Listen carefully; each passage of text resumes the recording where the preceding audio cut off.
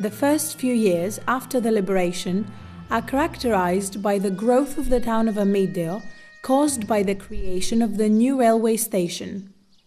Many of the inhabitants of the region came to the developing town, transforming it into an important economic center.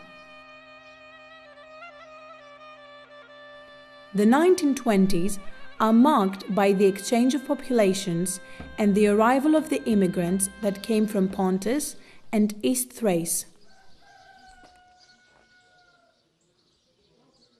The new inhabitants settled in the areas which were prior inhabited by Turks, mostly in southern villages and east of the lake Vegorítida, but also in villages with local population. The natural disagreements that occurred as a result of the coexistence of locals and newcomers, the persecutions of the local inhabitants by the Metaxas regime due to their Slavic linguistic idiom, but also the differences that already existed from the time of the Macedonian struggle, will shape these inhabitants' attitude during the turbulent decade of 1940. In the beginning of 1940, the clouds of war had already begun to gather. The Metaxas regime, despite its ideological relation with Mussolini's Italy, was not caught unprepared by the course of events. Already from December 1939, the 8th Recruitment Center of the 9th Division was operating at Αμυνταίου, where the headquarters were. Only a few days after the torpedoing of the battleship Ellie, the units of the 28th Regiment of Infantry, consisting of the first recruits, began to formulate. Δύο φορές μας επιστράτησαν. Μια φορά το 40 όταν οι Ιταλοί κατέλαβαν την Αλβανία, ο Μεταξάς για λόγους ασφαλείας μας έκανε μια επιστράτευση και πήγαμε στο Μαλιμάδι. Αλλά επειδή είδε ότι δεν πρόκειται να μας χτυπήσει, μας απέλυσαν. Το 40 όμως όταν χτύπησαν την Έλλη στο νησί της Παναγίας, τότε μας επιστράτευσε και επιστρατευθήκαμε στο κλειδί. The commander of the 28th Regiment, Nikolaos Papadopoulos, known by the nickname Grandpa, reports in his wartime journal. As far as the ethnological composition of the frontier population is concerned, many had doubts about the fighting value of a unit that was consisted of mostly by men whose linguistic idiom is still called to this day Slavic Macedonian.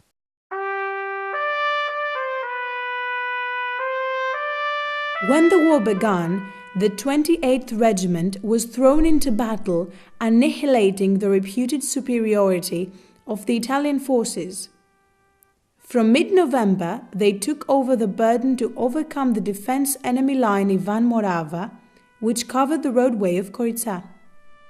The deeds of the regiment's men will go down in history since they also had the smallest percentage of losses from frostbite, 2%, when other areas had 12%, due to their long experience of the heavy winters that the region usually had.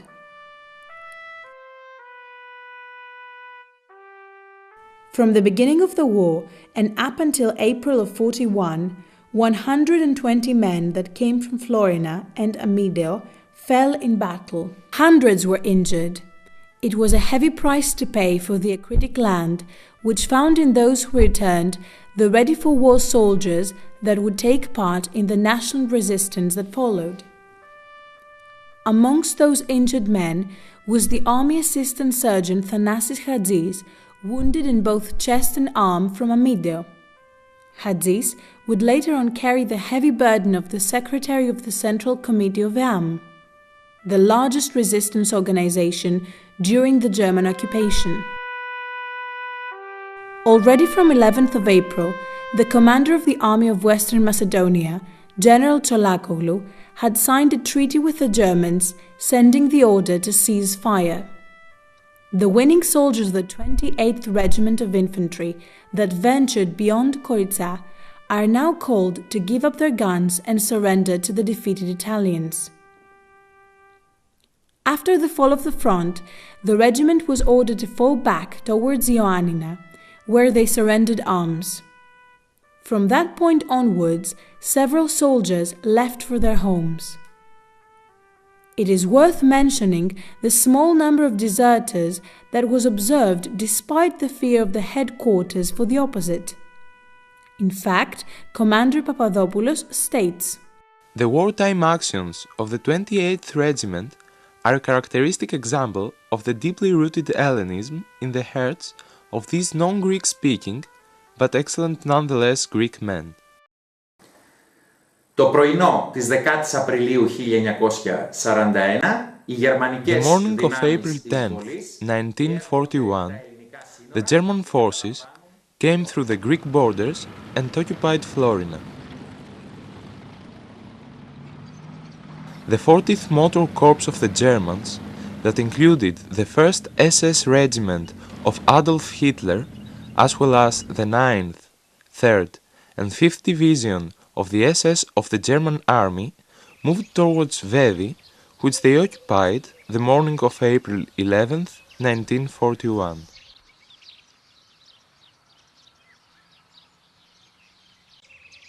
Their next goal was the breach of the Klidi Passage, which, due to its natural position, was a strong fort.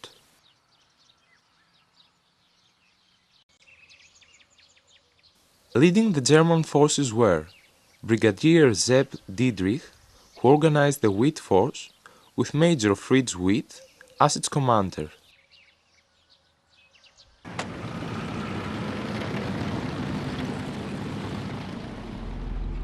The protection and defense of the narrow passage was undertaken after specific directions by the British Maitland Wilson by the Maclay Force.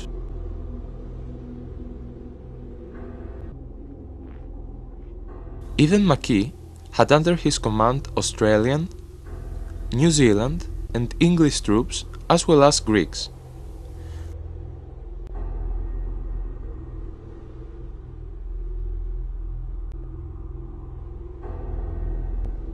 On the left side of the Kelly sector, the whole Greek force was deployed, with the Dodecanese regiment prevailing, a force manned by volunteer fighters from Dodecanese, with Captain Kladakis as their commanding officer.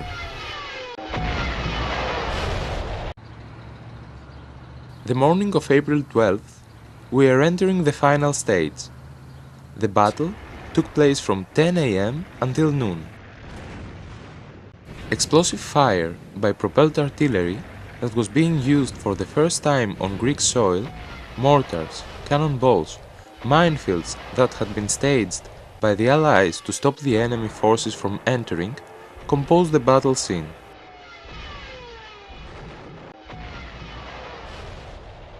Around 3 in the afternoon, the continuous German fire had divided the Allied front, and it was clear that the retreat of the Allied and Greek forces should be sped up.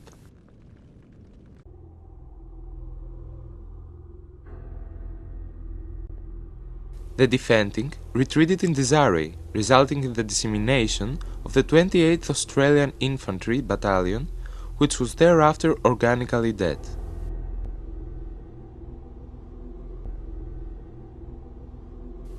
The remaining members, Australian soldiers, were gathered late in the afternoon at the village of Rodonas. Only 250 troops were still alive and just 50 were armed.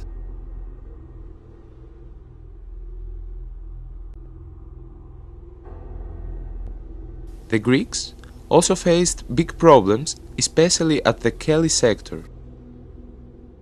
They managed, despite the false direction of the British ruling to cluster to the best of their abilities, and reached the village Sotiras, where they waited for the British to help them with vehicles that were promised by Wilson to General Papagos for their transport.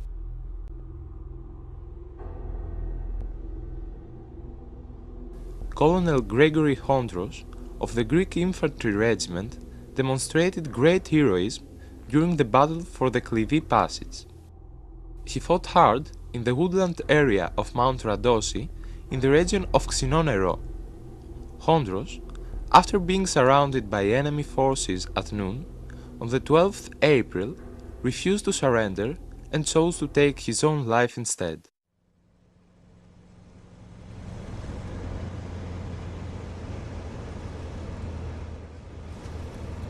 Only one day later, the German forces moved towards the narrow passage of Klisura in order to get out of the plateau of Kastoria.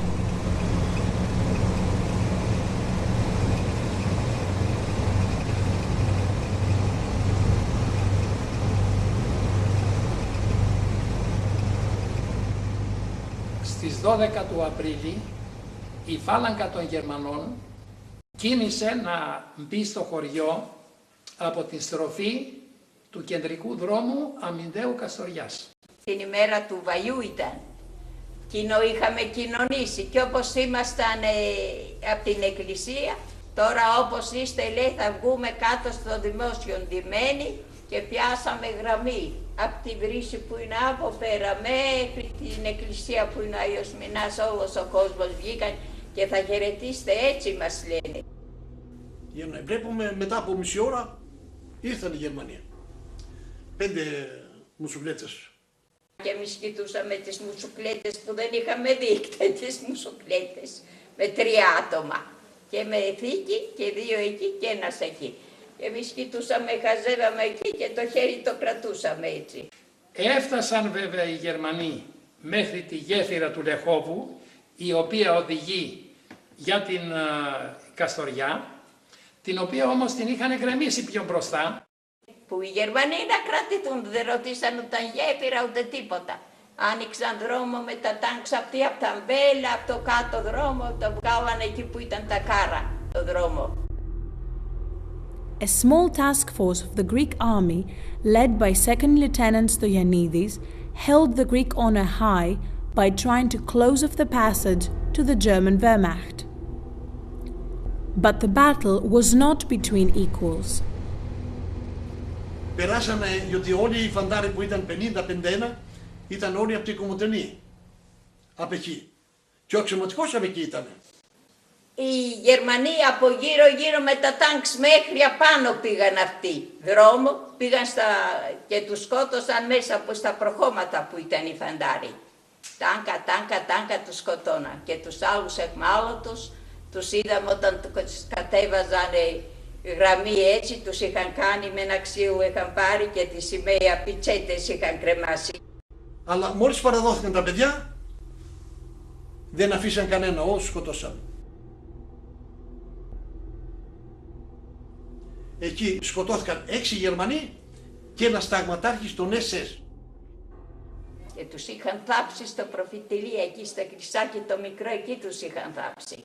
Αξίζει όμως να σημειωθεί ότι οι Λεχοβίτισσες προτού τους σκεπάσουν είπαν 2 νεκρολόγια και ας ήταν οι εχθροί μας. April 13th, 1941. Palm Sunday, the Panzer Division of the SS Adolf Hitler enters Amυνταίου.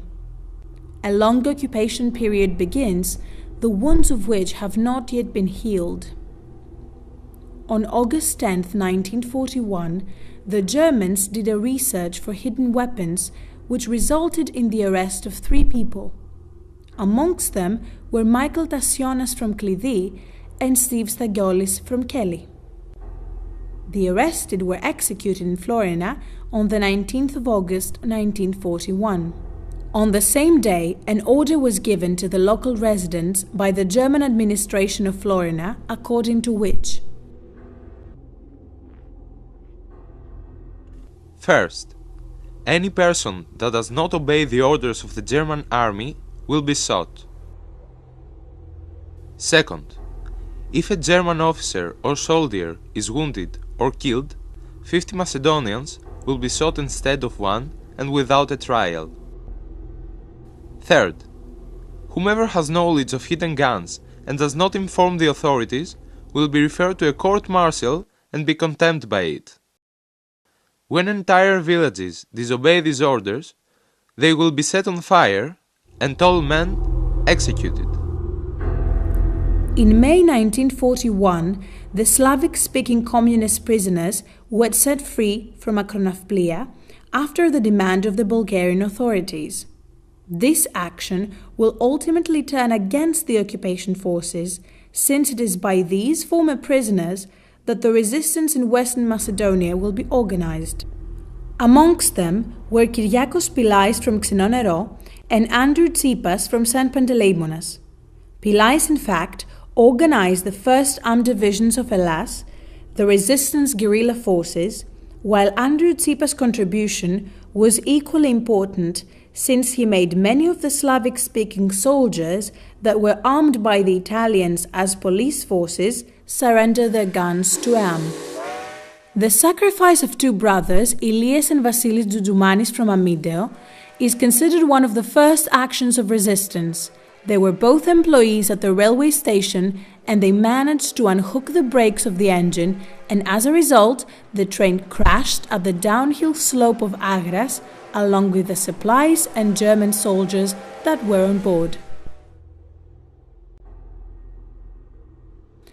Nevertheless, the first attempt of a resistance movement started by the officers of the Greek army in Thessaloniki, who had foreseen the Bulgarian threat in Macedonia.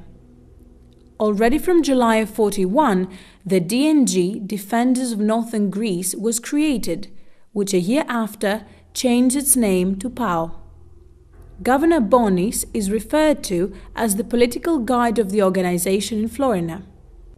In the meantime, Colonel Papapetru from Xenonero was appointed head of the military operations. The military recruitment of PAO was realized with only a few dozens of men from the immigrant villages of northeast Orbea.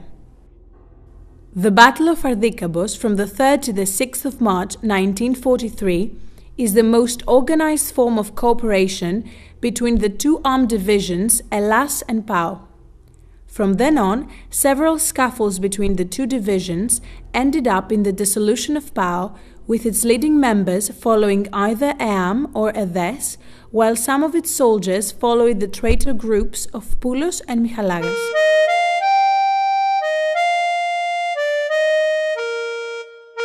Στις 13 Απριλίου του 1941, τα παιδιά που επέστρεψαν από την Αλβανία με τον οπλισμό τους πήγανε στο διπλανό χωριό Σκλήθρο και απελευθέρωσαν τους κρατικούς υπαλλήλους από όργανα των Γερμανών στο Σκλήθρο. Τα όπλα των στρατιωτών συγκεντρώθηκαν στο δημοτικό κατάστημα του χωριού και στο νεκροταφείο. Και στην αρχή υπήρχαν αυτές οι ομάδες εφεδρικές που λέγαμε, εφεδρολασίτες στα χωριά.